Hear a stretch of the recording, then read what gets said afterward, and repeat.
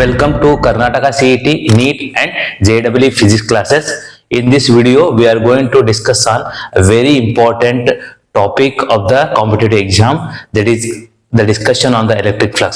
ನಾವು ಈ ವಿಡಿಯೋದಲ್ಲಿ ಎಲೆಕ್ಟ್ರಿಕ್ ಫ್ಲಕ್ಸ್ ಅಂದ್ರೆ ಏನು, ಈ ಫ್ಲಕ್ಸ್ ಅನ್ನು ಯಾವ ರೀತಿಯಾಗಿ ಅಂಡರ್ಸ್ಟ್ಯಾಂಡ್ ಮಾಡ್ಕೋಬೇಕು ಮತ್ತು ಈ ಫ್ಲಕ್ಸ್ ನಿಂದ ಯಾವ ರೀತಿ ನಾವು ಕ್ಯಾಲ್ಕುಲೇಷನ್ ಅನ್ನು ಮಾಡಬಹುದು ಅಂತೇಳಿ ಈ ಎಲೆಕ್ಟ್ರಿಕ್ ಫ್ಲಕ್ಸ್ ಬಗ್ಗೆ ನಾವು ಡೀಟೇಲ್ ಆಗಿ ತಿಳ್ಕೊಳ್ಳೋಣ. ಓಕೆ ಸ್ಟೂಡೆಂಟ್ಸ್, ನೀವು ಎಲೆಕ್ಟ್ರೋಸ್ಟ್ಯಾಟಿಕ್ಸ್ ನಲ್ಲಿ ಯಾವುದೇ ಕಾಂಪಿಟೇಟಿವ್ ಎಕ್ಸಾಮ್ ಪೇಪರ್ ತಗೊಂಡಾಗ ಕ್ವಶನ್ಸ್ ನಮಗೆ ಫ್ಲಕ್ಸ್ ಗೆ ರಿಲೇಟೆಡ್ ಆದಂತ ಕ್ವಶನ್ ಗ್ಯಾರಂಟಿ ಆಗಿರುತ್ತೆ. ಸೊ ಫ್ಲಕ್ಸ್ ಗೆ ರಿಲೇಟೆಡ್ ಅಂದ್ರೆ ಇಲ್ಲಿ ಗಾಸ್ ಲಾ ಅಪ್ಲಿಕೇಶನ್ ಅಲ್ಲಿ ಕೂಡ ನಮಗೆ ಎಲೆಕ್ಟ್ರಿಕ್ ಫ್ಲಕ್ಸ್ ಆಗುತ್ತೆ. ಸೊ ಈ ಎಲೆಕ್ಟ್ರಿಕ್ ಫ್ಲಕ್ಸ್ ಅಂದ್ರೆ ಏನು, ಯಾವ ರೀತಿ ಇದನ್ನು ಅಂಡರ್ಸ್ಟ್ಯಾಂಡ್ ಮಾಡ್ಕೊಂಡು ಕ್ವಶನ್ಸ್ ಅನ್ನು ಅಂಡರ್ಸ್ಟ್ಯಾಂಡ್ ಮಾಡ್ಕೋಬಹುದು, ಮತ್ತ ಇದ್ರ ಮೇಲೆ ಎಂತೆಂತ ಕ್ವಶನ್ಸ್ ಗಳು ನಮಗೆ ಕಾಂಪಿಟೇಟಿವ್ ಎಕ್ಸಾಮ್ ಅಂದ್ರೆ ನೀಟ್ ಜೆಇ ನಲ್ಲಿ ಕೇಳಿದ್ದಾರೆ, ಮತ್ತೆ ಎಂತ ಎಕ್ಸಾಮ್ ಎಂತ ಒಂದು ಕಾನ್ಸೆಪ್ಟ್ ಮೇಲೆ ನಮಗೆ ಕ್ವಶನ್ಸ್ ಬರ್ತವೆ ಅಂತೇಳಿ ನಾವು ಒಂದೊಂದಾಗಿ ಡಿಸ್ಕಸ್ ಮಾಡೋಣ. ಸ್ಟೂಡೆಂಟ್ಸ್, ಎಲೆಕ್ಟ್ರಿಕ್ ಫ್ಲಕ್ಸ್ ಅನ್ನು ತಿಳಿದುಕೊಳ್ಳೋಕ್ಕಿಂತ ಮೊದಲು ನಾವು what is meaning of the flux, flux ಅಂದ್ರೆ ಏನು, ಯಾವ ರೀತಿಯಾಗಿ ನಾವು ಐಡೆಂಟಿಫಿಕೇಶನ್ ಮಾಡಬೇಕು. ಈಗ ಫಾರ್ ಎಕ್ಸಾಂಪಲ್, ನಿಮ್ಮ ಮನೆಯಲ್ಲಿ ಯೂಶುವಲಿ ನೀವು ಫ್ಯಾನ್ ಸ್ಟಾರ್ಟ್ ಮಾಡಿದಾಗ ಫ್ಯಾನ್ ನ ಗಾಳಿ ಅಂದ್ರೆ ಏರು ವೆಲಾಸಿಟಿ ನಮಗೆ ಡೌನ್ವರ್ಡ್ ಬರ್ತಾ ಇರುತ್ತೆ. ಸೊ ಡೌನ್ವರ್ಡ್ ಬರ್ತಾ ಇದ್ದಾಗ ನಾನು ಇದನ್ನು ಪ್ಲೇನ್ ಏರಿಯಾ ಅನ್ನು ತಿಳಿದುಕೊಳ್ತೀನಿ. ಈ ಪ್ಲೇನ್ ಏರಿಯಾದಲ್ಲಿ ನೀವು ಡೌನ್ವರ್ಡ್ ಏರ್ ಗಾಳಿ ಕೆಳಗಡೆ ಬರ್ತಾ ಇದ್ದಾಗ ಎಷ್ಟು ನಾರ್ಮಲ್ ಆಗಿ ಆ ಏರು ಇದ್ರ ಮೇಲೆ ಇನ್ಸಿಡೆಂಟ್ ಆಗುತ್ತೆ ಅಂದ್ರೆ ಈ ಏರಿಯಾದ ಮೇಲೆ ಇನ್ಸಿಡೆಂಟ್ ಆಗುತ್ತೆ, ಅದನ್ನ ನಾವು ಏರ್ ಫ್ಲಕ್ಸ್ ಅಂತೇಳಿ ಕರಿತೇವೆ. ನಾವು means how much the air velocity that passes normal to the surface, so that is known as an air flux. So ಅದು ಏರ್ ಫ್ಲಕ್ಸ್ ಆದಲ್ಲಿ ಈಗ ನೋಡ್ರಿ, ಫಾರ್ ಎಕ್ಸಾಂಪಲ್ ಮೇಲಿಂದ ಗಾಳಿ ಬೀಸ್ತಾ ಇದ್ದಾಗ ನಾವು ಈ ರೀತಿ ಹಿಡಿದಾಗ ನಾರ್ಮಲ್ ಆಗಿ ಏರ್ ಫ್ಲಕ್ಸ್ ನಮಗೆ ಇನ್ಸಿಡೆಂಟ್ ಆಗುತ್ತೆ, ಅಂದ್ರೆ ಮ್ಯಾಕ್ಸಿಮಮ್ ಆಗಿ ಏರ್ ವೆಲಾಸಿಟಿ ಇದರಿಂದ ಪಾಸ್ ಆಗುತ್ತೆ ಅಥವಾ ಇದ್ರ ಮೇಲೆ ಬಿದ್ದಿಳುತ್ತೆ. ಅಂದ್ರೆ ಅವಾಗ ಹೇಳ್ಬೋದು ನಾವು ಏರ್ ಫ್ಲಕ್ಸ್ ಈ ಏರಿಯಾಗೆ ಮ್ಯಾಕ್ಸಿಮಮ್ ಇದೆ ಅಂತ ಹೇಳ್ಬೋದು. ನಾವು ಒಂದ್ ವೇಳೆ ಏರಿಯಾ ಎಲಿಮೆಂಟ್ ಅನ್ನು ಅಥವಾ ಈ ಏರಿಯಾನು ನಾನು ಓರಿಯಂಟೇಶನ್ ಸ್ವಲ್ಪ ಚೇಂಜಸ್ ಮಾಡ್ತೀನಿ. ಯಾವ ರೀತಿ ಇದನ್ನು ನಾನು ಚೇಂಜಸ್ ಮಾಡ್ತೀನಿ, ಆವಾಗ ಇದರಲ್ಲಿ ಆಗುವಂತ ರಿಸೀವ್ ಆಗುವಂತ ಏರ್ ಫ್ಲಕ್ಸ್ ನಮ್ಗೆ ಕಡಿಮೆ ಆಗುತ್ತೆ. ಈಗ ಫಾರ್ ಎಕ್ಸಾಂಪಲ್ ಈಗ ನೋಡಿ ನಮ್ಗೆ ಏರ್ ಫ್ಲಕ್ಸ್ ಕಡಿಮೆ ಆಗುತ್ತೆ. ಯಾವಾಗ ಹೀಗೆ ಹಿಡಿತ್ರಿ ಅಂದ್ರೆ, ಹೀಗೆ ಹಿಡಿದಾಗ ಅಂದ್ರೆ ಈಗ ಏರ್ ನಮಗ್ ಮೇಲಿಂದ ಬಂದಾಗ ಇಲ್ಲಿ ಏರ್ ಫ್ಲಕ್ಸ್ ಕಂಪ್ಲೀಟ್ ಆಗಿ ಇದರಿಂದ ಪಾಸ್ ಆಗೋದಿಲ್ಲ. ಸೊ ಅವಾಗ ಏರ್ ಫ್ಲಕ್ಸ್ ಜೀರೋ ಆಗ್ತು ಅಂತ ಹೇಳ್ಬೋದು. So like this, any that physical quantity that passes normal to this surface, normal to any surface, so that is known as the flux. So now here we are going to calculate the electric flux. So electric means how much the electric field which passes normal to any surfaces. ಅಂದ್ರೆ electric field ಯಾವುದೇ surface ನಿಂದ normal ಆಗಿ ಎಷ್ಟು pass ಆಗುತ್ತೆ ಅಂತ ಹೇಳೋದೇ ನಾವು electric flux ಆಗುತ್ತೆ. ಸೊ ಈಗ ನಮ್ಗೆ ಎಲೆಕ್ಟ್ರಿಕ್ ಫ್ಲಕ್ಸ್ ಅಂದ್ರೆ ಎರಡು ಕ್ವಾಂಟಿಟಿ ಇಂಪಾರ್ಟೆಂಟ್ ಆಯ್ತು, ಒಂದು ಎಲೆಕ್ಟ್ರಿಕ್ ಫೀಲ್ಡ್, ಇನ್ನೊಂದು ಏರಿಯಾ. ಸೊ ಇಲ್ಲಿ ಎರಡೂ ಕೂಡ ವೆಕ್ಟರ್ ಇದೆ. Electric field away from the positive charge is a vector quantity. So then area, this area is also vector quantity. So its magnitude can be calculated by any ways. ಈ for example ಇದು rectangle ಆದಾಗ length into breadth is the so area of this rectangle ಅಂತ ಹೇಳ್ಬೋದು. But ಇದು area direction ಯಾವ ಕಡೆ ಇದೆ ಅಂದ್ರೆ ಇದಕ್ಕೆ ನಾರ್ಮಲ್ ಟು ದ ಸರ್ಫೇಸ್, ಈ ಸರ್ಫೇಸ್ ಗೆ ನಾರ್ಮಲ್ ಆಗೇ ಇರುತ್ತೆ. ಸೊ ನೀವು ಈ ಏರಿಯಾವನ್ನು ಬೇರೆ ಬೇರೆ ಎಂಗಲ್ ಅಲ್ಲಿ ಇನ್ಕ್ಲೈನೇಷನ್ ಚೇಂಜಸ್ ಮಾಡಿದಾಗ ಸೊ ಇಲ್ಲಿ ಇದ್ರ ವೆಕ್ಟರ್ ಡೈರೆಕ್ಷನ್ಸ್ ಕೂಡ ನಮಗೆ ಚೇಂಜಸ್ ಆಗುತ್ತೆ. ಸೊ ಅಂದ್ರೆ ಯಾವಾಗಲೂ area vector direction normal to the surface ಅನ್ನೇ ತಗೋಬೇಕು. ಇದು ಮೋಸ್ಟ್ ಇಂಪಾರ್ಟೆಂಟ್ ಟರ್ಮ್ ನಮಗೆ ಎಲೆಕ್ಟ್ರಿಕ್ ಫ್ಲಕ್ಸ್ ಕ್ಯಾಲ್ಕುಲೇಷನ್ ಮಾಡ್ತಾ ಇದ್ದಾಗ. ಸೊ ಒಂದ್ ವೇಳೆ ಡೈರೆಕ್ಷನ್ ಆಫ್ ಏರಿಯಾ ವೆಕ್ಟರ್ ನಿಮ್ಗೆ ಗೊತ್ತಾಗಿಲ್ಲ ಅಂದ್ರೆ ಅಲ್ಲಿ ಆನ್ಸರ್ಸ್ ರಾಂಗ್ ಆಗುವಂತ ಚಾನ್ಸಸ್ ಇರುತ್ತೆ. ಅದಕ್ಕೆ area vector normal to the surface ಆಗಿರುತ್ತೆ. ಫಾರ್ ಎಕ್ಸಾಂಪಲ್ ಈ ಬೋರ್ಡ್ ಗೆ ತಗೊಂಡಾಗ ಇದ್ರ area vector direction like this, ಇದು ನಾರ್ಮಲ್ ಟು ದ ಸರ್ಫೇಸ್ ಅಂತ ನಾವು ತೋರಿಸಬಹುದು ಇಲ್ಲಿ.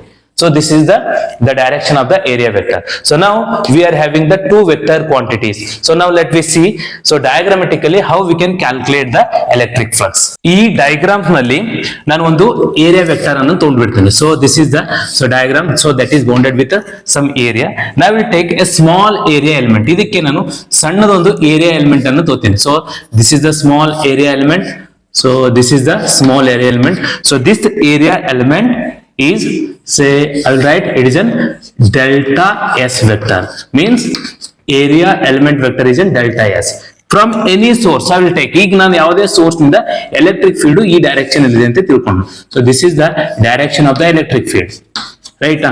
ಸೊ ದ ಎಂಗಲ್ ಬಿಟ್ವೀನ್ ದಮ್ ಇವೆರಡರ ಮಧ್ಯೆ ನಮಗೆ ಎಂಗಲ್ ಎಷ್ಟಾಗ್ತು, ಥೀಟಾ ಅಂತ ಆಗ್ತದೆ. ಇಲ್ಲಿ ನೋಡಿ ಇನ್ನೊಂದ್ಸಲ ನಾನು ರಿಪೀಟ್ ಮಾಡ್ತೀನಿ. ಸೊ ಇದನ್ನ ಏರಿಯಾ ಅಂತ ತಗೊಂಡಾಗ ಈ ಏರಿಯಾಗೆ ನಾರ್ಮಲ್ ಟು ದ ಸರ್ಫೇಸ್ ಇದು ಏರಿಯಾ ವೆಕ್ಟರ್ ಡೈರೆಕ್ಷನ್ ಆಗುತ್ತೆ. ಬಟ್ ಎಲೆಕ್ಟ್ರಿಕ್ ಫೀಲ್ಡ್ ಇದಕ್ಕೆ ನಾರ್ಮಲ್ ಆಗಿಲ್ಲ, ಸಮ್ ಎಂಗಲ್ ನಲ್ಲಿ ಫಾರ್ಮೇಶನ್ ಆಗಿದೆ. ಸೊ ಎಷ್ಟು ಎಂಗಲ್ ಅಂದ್ರೆ ಏರಿಯಾ ವೆಕ್ಟರ್ ಜೊತೆ ಥೀಟಾ ಎಂಗಲ್ ಫಾರ್ಮೇಶನ್ ಆಗಿದೆ. So but what is the electric flux, ನಾವು ಈ ಏರಿಯಾನಿಂದ ಎಲೆಕ್ಟ್ರಿಕ್ ಫ್ಲಕ್ಸ್ ಎಷ್ಟು ಹೋಗ್ತಾ ಇದೆ ಅಂತೇಳಿ ನಾವು ಕ್ಯಾಲ್ಕುಲೇಟ್ ಮಾಡ್ಬೇಕಿದ್ರೆ, so how much the electric field is which is passes normal to the surface, ಅಂದ್ರೆ ಈ ಡೈರೆಕ್ಷನ್ ಅಲ್ಲಿ ನಮಗೆ ಎಲೆಕ್ಟ್ರಿಕ್ ಫೀಲ್ಡ್ ಬೇಕಾಗಿಲ್ಲ, ನಾವು ಎಲೆಕ್ಟ್ರಿಕ್ ಫೀಲ್ಡ್ ಈ ಡೈರೆಕ್ಷನ್ ಅಲ್ಲಿ ಬೇಕಾಗುತ್ತೆ. ಅದಕ್ಕೆ ನಾನು ಈ ಎಲೆಕ್ಟ್ರಿಕ್ ಫೀಲ್ಡ್ ಕಾಂಪೋನೆಂಟ್ ಅನ್ನು ಈ ಕಡೆ ಬರೀತಾ ಇದ್ದಾಗ, ಸೊ ಇದು ಎಲೆಕ್ಟ್ರಿಕ್ ಫೀಲ್ಡ್ ಆದಾಗ ಇಲ್ಲಿ ಥೀಟಾ ಇದ್ದಾಗ ಇದ್ರ ಕಾಂಪೋನೆಂಟ್ ಏನಾಗುತ್ತೆ, E cos theta. So this is nothing but E cos theta. Therefore the total flux passes through this small element is E cos theta into delta S. Therefore we can write the small electric flux. So the electric flux I will write delta phi E anta denote ಮಾಡಿರ್ತೀವಿ usually. So this is nothing but E into say cos theta, so means component of the electric field in the direction of the area vector into delta S ಅಂತ ಆಗುತ್ತೆ. So therefore delta phi E is equal to E into say electric field into area vector into cos theta ಅಂತ ಆಗುತ್ತೆ. So this is the formula for the electric flux. So mainly it is E into delta S cos theta andre, so this we can express in the form of vector also. It is the scalar product of E and delta S.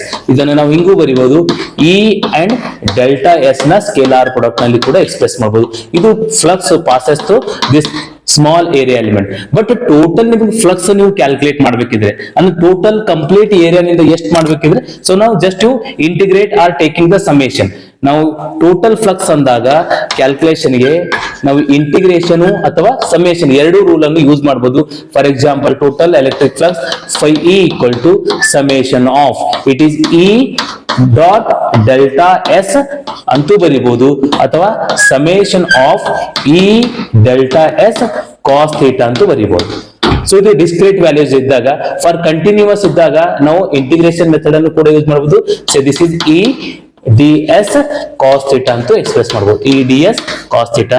So this is the what electric flux passing through this total area. So ಇದು formula ನಮಗೆ most important. ಈಗ flux calculation ಗೊತ್ತಾಯ್ತು ನಮಗೆ. So electric flux delta phi E equal to E into delta S cos theta ಆಗುತ್ತೆ.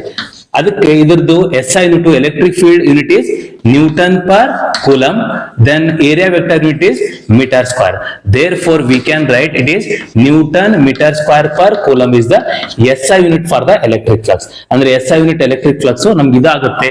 So ನಮಗೆ flux outward ಅಂದ್ರೆ ಅಲ್ಲಿ source positive charge ಇದೆ ಅಂತ ಅರ್ಥ, ಫ್ಲಕ್ಸ್ ಇನ್ವರ್ಡ್ ಅಂದ್ರೆ ಅಲ್ಲಿ ಸೋರ್ಸ್ ನಮಗೆ ನೆಗೆಟಿವ್ ಚಾರ್ಜ್ ಇದೆ ಅಂತ ಅರ್ಥ. ಸೊ ಇದು ಬಹಳ important. For example positive charge ಇದ್ದಾಗ ನಮಗೆ ಫೀಲ್ಡ್ ಲೈನ್ಸ್ ಔಟ್ವರ್ಡ್ ತೋರಿಸುತ್ತೇವೆ. ಸೊ ಅದೇ ರೀತಿ ಎಲೆಕ್ಟ್ರಿಕ್ ಫ್ಲಕ್ಸ್ ಔಟ್ ಇದೆ ಅಂದ್ರೆ ಇಲ್ಲಿ source positive charge, electric flux in ಇದೆ ಅಂದಾಗ ಅಲ್ಲಿ ಸೋರ್ಸ್ ನಮ್ಗೆ ಏನಾಗುತ್ತೆ, ನೆಗೆಟಿವ್ ಚಾರ್ಜ್ ಆಗುತ್ತೆ. ಸೊ ಈ ಪಾಯಿಂಟ್ ಕೂಡ ನಿಮಗೆ ಇಂಪಾರ್ಟೆಂಟ್ ಕ್ಯಾಲ್ಕುಲೇಷನ್ ಅಲ್ಲಿ, ಇದು ನಮ್ಗೆ ಐಡಿಯಾ ಇರಬೇಕು. ಸೊ ಅಂದ್ರೆ ನಮ್ಗೆ ಒಂದು ಟರ್ಮ್ ಕ್ಲಿಯರ್ ಆಯ್ತು, ಫ್ಲಕ್ಸ್ ಅನ್ನೋದು ಎಲೆಕ್ಟ್ರಿಕ್ ಫ್ಲಕ್ಸ್ ಅನ್ನೋದು ಎಲೆಕ್ಟ್ರಿಕ್ ಫೀಲ್ಡ್ ಮತ್ತು ಏರಿಯಾ ಮೇಲೆ ಡಿಪೆಂಡ್ ಇದೆ. Not only these two quantity, even that angle between them. So ನಮಗೆ ಕನ್ಫ್ಯೂಸ್ ಆಗೋದು ಇಲ್ಲೇ, ಅಂದ್ರೆ ಎಲೆಕ್ಟ್ರಿಕ್ ಫೀಲ್ಡ್ ನಾವು ಸಪರೇಟ್ ಆಗಿ ತಗೋಬಹುದು, ಏರಿಯಾ ವೆಕ್ಟರ್ ಅನ್ನು ತಗೋಬಹುದು, but angle most important measurement. ಅದು ಯಾವಾಗ ಈಗ ನಮ್ಗೆ ಕನ್ಫ್ಯೂಷನ್ ನೀಟ್ ಎಕ್ಸಾಮ್ಸ್ ನಲ್ಲಿ ಅಥವಾ ಕಾಂಪಿಟೇಟಿವ್ ಎಕ್ಸಾಮ್ ನಲ್ಲಿ ಕನ್ಫ್ಯೂಷನ್ ಮಾಡೋದಿದೆ. ಎಲೆಕ್ಟ್ರಿಕ್ ಫೀಲ್ಡ್ ಮತ್ತು ಏರಿಯಾ ಎರಡು ಕೊಟ್ಟಿರ್ತಾರೆ, ಬಟ್ ಈ ಎಂಗಲ್ ಮೇಲೆ ನಮಗೆ ಮೋಸ್ಟ್ ಇಂಪಾರ್ಟೆಂಟ್ ಡಿಪೆಂಡ್ ಆಗುತ್ತೆ. ಸೊ ಹೆಂಗಾದ್ರೆ ನಾವು ಮ್ಯಾಕ್ಸಿಮಮ್ ಮಿನಿಮಮ್ ಕೂಡ ನಾವು ಕ್ಯಾಲ್ಕುಲೇಷನ್ ಮಾಡಬಹುದು. For example when we get the maximum flux ಯಾವ್ದಾಗುತ್ತೆ, so this completely depends of the cos of angle, cosine of the angle theta ಅಂತಿದೆ. ಕಾಸ್ ಎಂಗಲ್ ನಮ್ಗೆ ನೇಚರ್ ಗೊತ್ತಿದೆ.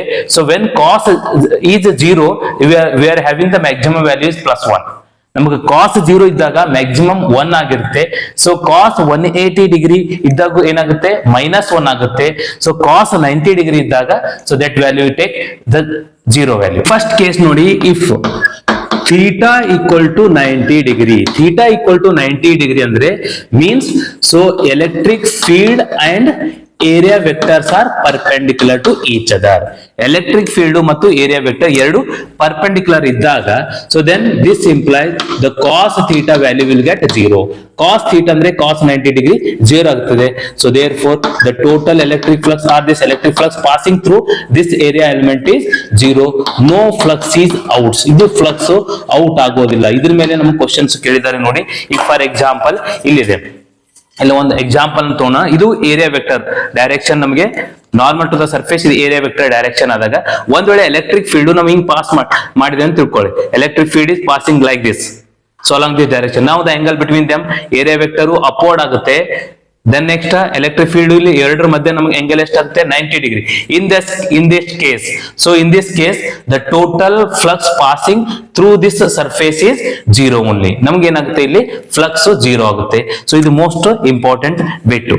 Then ಅದಾದ if theta equal to 0 degree, theta is equal to 0 means if electric field and area are parallel to each other. ಎರಡು parallel ಇದ್ದಾಗ, so cos 0 will get say cos theta or cos 0 will get 1.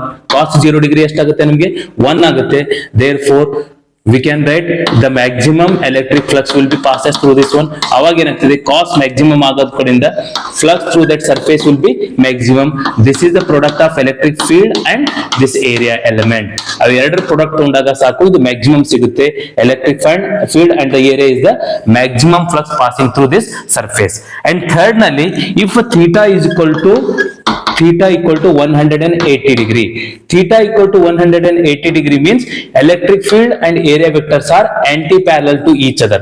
ಒಂದಕ್ಕೊಂದು anti-parallel ಆಗಿದ್ದಾಗ, so electric field and this area vectors are anti-parallel to each other. In that case, cos 180 degree equal to -1 ಆಗುತ್ತೆ. Therefore, in this case, the total electric flux is cos theta is -1. Therefore, it is electric field into area and that value is -1. Therefore, we can express here only negative. In this case, we'll get a negative sign of the electric flux. Means here it shows that electric flux may be 0. When theta is 90 degree, flux ನಮಗೆ 0 ಕೂಡ ಆಗ್ಬೋದು. Then electric flux ನಮಗೆ positive ಕೂಡ ಆಗ್ತದೆ. So positive ಯಾವಾಗ ಆಗುತ್ತೆ ಅಂದ್ರೆ ಎರಡು ಒಂದೇ ಡೈರೆಕ್ಷನ್ ಅಲ್ಲಿ ಇದ್ದಾಗ. ಸೊ ನೆಗೆಟಿವ್ ಕೂಡ ಆಗುತ್ತೆ. ನೆಗೆಟಿವ್ ಯಾವಾಗ ಆಗುತ್ತೆ ಅಂದ್ರೆ ಎಲೆಕ್ಟ್ರಿಕ್ ಫೀಲ್ಡ್ ಮತ್ತು ಏರಿಯಾ ವೆಕ್ಟರ್ ಅಪೋಸಿಟ್ ಡೈರೆಕ್ಷನ್ ಇದ್ದಾಗ ಇಲ್ಲಿ ನಮಗೆ ಫ್ಲಕ್ಸ್ ಏನಾಗುತ್ತೆ, ನೆಗೆಟಿವ್ ಕೂಡ ಬರುತ್ತೆ. So like this we can calculate the flux in different cases. ಈ ಕೇಸಸ್ ನಲ್ಲಿ ನಾವು ಫ್ಲಕ್ಸ್ ಡಿಫರೆಂಟ್ ಕೇಸಸ್ ನಲ್ಲಿ ಈ ರೀತಿ ನಾವು ಕ್ಯಾಲ್ಕುಲೇಟ್ ಮಾಡಬೇಕು. ಸೊ ಇದು ನಮಗೆ ಬಹಳ ಇಂಪಾರ್ಟೆಂಟ್. ಇದಕ್ಕೆ ಸಂಬಂಧಪಟ್ಟಂತೆ ನಮ್ಗೆ ನೀಟ್ ಎಕ್ಸಾಮ್ಸ್ ನಲ್ಲಿ ಕೇಳಿದಂತ 2 ಕ್ವಶನ್ಸ್ ಗಳು ಕೂಡ ಇದೆ. ಆ ಕ್ವಶನ್ಸ್ ಗಳನ್ನು ನೀವು ಬೋರ್ಡ್ ಮೇಲೆ ನೋಡಬಹುದು. ಸೊ ಈ ಕ್ವಶನ್ಸ್ ಮೇಲೆ ನಮಗೆ ಡೈರೆಕ್ಟ್ ಆಗಿ ಆನ್ಸರ್ಸ್ ನಾವು ಕ್ಯಾಲ್ಕುಲೇಷನ್ ಮಾಡಲ್ದೇನೆ ಫ್ಲಕ್ಸ್ ಐಡಿಯಾ ಇದ್ದಾಗ ನಾವು ಸಾಲ್ವ್ ಮಾಡಬಹುದು. ಓಕೆ, ನೋಡಿ ಕ್ವಶನ್ ನೋಡಿ, ನೀಟ್ ನಲ್ಲಿ ಕೇಳಿದ್ದು, A square surface of side L meter in the plane of a paper is placed in uniform electric field E volt per meter acting along the same plane at an angle theta with the horizontal side of square as shown in figure. The electric flux linked to the surface in unit of volt meter is. So ಇಲ್ಲಿ electric flux ನಮ್ಗೆ ಎಷ್ಟಾಗುತ್ತೆ calculate ಮಾಡಿ ಅಂತ ಹೇಳಿದ್ದಾರೆ. So electric flux ನಮ್ಗೆ ಆಪ್ಷನ್ಗಳು ಕೂಡ ಕೊಟ್ಟಿದ್ದಾರೆ. ಸೊ ಇನ್ ದ ಕ್ವಶನ್, ಈ ಕ್ವಶನ್ ಅಲ್ಲಿ electric field is in the plane of the paper. For example ಇದು ಪ್ಲೇನ್ ಅಂತ ಹೇಳಿರಿ, ಇಲ್ಲಿ ನಮಗೆ electric field plane of the paper ನಲ್ಲಿ ಈ ರೀತಿ ಪಾಸ್ ಆಗ್ತಾ ಇದೆ. But it makes an angle, how much it is an theta. So ಇದು ನಮಗೆ ಥೀಟಾ ಆಂಗಲ್ ಫಾರ್ಮೇಶನ್ ಮಾಡಿದೆ. ಯಾವ್ದ್ರ ಜೊತೆ, ಈ ಏರಿಯಾ ವೆಕ್ಟರ್ ಜೊತೆ ನಮಗೆ ಇಲ್ಲಿ ಥೀಟಾ ಆಂಗಲ್ ಫಾರ್ಮೇಶನ್ ಮಾಡಿದೆ ಅಂತ ಕೂಡ ಕೊಟ್ಟಿದ್ದಾರೆ. ಆವಾಗ ಇಲ್ಲಿ ಫ್ಲಕ್ಸ್ ಇದರಿಂದ ಎಷ್ಟು ಪಾಸ್ ಆಗುತ್ತೆ, ಇದರಿಂದ ಪಾಸ್ ಆಗುತ್ತೆ ನೋಡಿ. ಜಸ್ಟ್ ಇದಕ್ಕೆ ಇಮ್ಯಾಜಿನೇಷನ್ ಮಾಡಿ. ಸೊ ಈ ಕಂಡೀಷನ್ ಅಪ್ಲೈ ಮಾಡಿದಾಗ, ಸೊ ಇಲ್ಲಿ electric field and the area, so both the vectors are, how the vectors are perpendicular to each other. ಎರಡು ನಮಗೆ perpendicular ಆಗುತ್ತೆ. Therefore no electric flux is passed through this surface. ಈ surface ನಿಂದ ನಮಗೆ electric flux pass ಆಗಲ್ಲ. Therefore the answer will be 0, as the fourth option is 0 is the right answer. So similarly the same type question ಇನ್ನೊಂದು ಕೇಳಿದ್ದು ನೋಡ್ರಿ, a square surface of side L meters in the plane of the paper, a uniform electric field is also in the plane of the paper, is limited only the lower half of the surface. ನಮಗೆ lower half ಅಂದ್ರೆ ಅರ್ಧ surface ಮಾತ್ರ electric field ಇದೆ ಅಂತ ಕೊಟ್ಟಿದ್ದಾರೆ. So electric flux in the SI unit associated with the surface is also, this is also the electric field is passes or which is passes in the plane of the paper only. ಆ plane of the paper ನಲ್ಲಿ electric field ನಮ್ಗೆ ಏನಾಗ್ತಾ ಇದೆ, pass ಆಗ್ತಾ ಇದೆ, ಅದಕ್ಕೆ ಕಡಿಂದು ನಮ್ಗೆ ಏನಾಗುತ್ತೆ, ಸೊ ಇಲ್ಲಿ area vector normal to the surface ಆಗುತ್ತೆ. ಟೋಟಲಿ ನಮ್ಗೆ ಆನ್ಸರ್ ಇಲ್ಲಿ ಆಂಗಲ್ 0 ಆಗಡ್ಕನಿಂದು electric field passes through the surfaces are the electric flux associated with this half of the surface is also 0 only. ಇಲ್ಲಿ ಕೂಡ ನಮಗೆ ಆನ್ಸರ್ 0 ಆಗುತ್ತೆ. So ಇದು ಬಹಳ ಮೋಸ್ಟ್ ಇಂಪಾರ್ಟೆಂಟ್. ಇದು ಅಷ್ಟೇ ಅಲ್ಲ, ಪ್ಲೇನ್ ಸರ್ಫೇಸ್ ಇದ್ದಾಗ, ಒಂದ್ ವೇಳೆ ಸಿಲಿಂಡ್ರಿಕಲ್ ಸರ್ಫೇಸ್ ಇದ್ದಾಗ ಕೂಡ area vector direction normal to the surface ಆಗುತ್ತೆ ಈ ರೀತಿ. ಇದು ನಮ್ಗೆ ಏರಿಯಾ ಕ್ಯಾಲ್ಕುಲೇಟ್ ಮಾಡಂದ್ರೆ ಇದಕ್ಕೆ ನಾರ್ಮಲ್ ಆಗಿ ನಾವು ತಗೋಬೇಕು. ದೆನ್ ನೆಕ್ಸ್ಟ್ ಇದದ್ದು ರೌಂಡ್ ಟಾಪ್ ಮತ್ತು ಬಾಟಮ್ ನಮಗೆ ಸರ್ಕ್ಯುಲರ್ ಸರ್ಫೇಸ್ ನಲ್ಲಿ ಕೂಡ ಏರಿಯಾ ವೆಕ್ಟರ್ ತಗೊಂಡಾಗ ಇದಕ್ಕೆ ನಾರ್ಮಲ್ ಆಗಿ ನಾವು ಆ ಸರ್ಫೇಸ್ ಗೆ ನಾರ್ಮಲ್ ಆಗಿ ತಗೊಂಡಿರ್ಬೇಕು. ಸೊ ಇದು ಏರಿಯಾ ವೆಕ್ಟರ್ ಡೈರೆಕ್ಷನ್. ಸೊ ನಿಮ್ ಒಂದ್ ವೇಳೆ ಏರಿಯಾ ವೆಕ್ಟರ್ ಡೈರೆಕ್ಷನ್ ಗೊತ್ತಿದ್ರೆ ಎಲೆಕ್ಟ್ರಿಕ್ ಫೀಲ್ಡ್ ಡೈರೆಕ್ಷನ್ ಅವರು ಡಿಫೈನ್ ಮಾಡಿರ್ತಾರೆ ಕ್ವಶನ್ ಅಲ್ಲಿ, ನಾವು ಈಸಿಯಾಗಿ ಎಲೆಕ್ಟ್ರಿಕ್ ಫ್ಲಕ್ಸ್ ಅನ್ನು ಕ್ಯಾಲ್ಕುಲೇಟ್ ಮಾಡಬಹುದು. ಇದು most important idea for the application of Gauss law as well as the electric field calculation also. So ಇದ್ರ ಮೇಲೆ ಸಂಬಂಧಪಟ್ಟಂತ ಕ್ವಶನ್ಗಳು ಮುಂದಿನ ವಿಡಿಯೋದಲ್ಲಿ ನೋಡೋಣ. ಫಸ್ಟ್ ಇದಕ್ಕೆ ಸಂಬಂಧಪಟ್ಟಂತ ಐಡಿಯಾಸ್ ನೀವು NCERT ಟೆಕ್ಸ್ಟ್ ಬುಕ್ ನಲ್ಲಿ ಇದ್ದಂತ ಎಲ್ಲಾ ಪಾಯಿಂಟ್ಸ್ ಟು ಪಾಯಿಂಟ್ ಎಲ್ಲಾ ಐಡಿಯಾಗಳನ್ನು ಓದ್ಕೊಂಡಾಗ ಅದಕ್ಕೆ ಏನ್ ರಿಲೇಟೆಡ್ ಇದ್ದಂತ ಕ್ವಶನ್ಗಳು ನಿಮ್ಗೆ ಅರ್ಥ ಆಗುತ್ತೆ.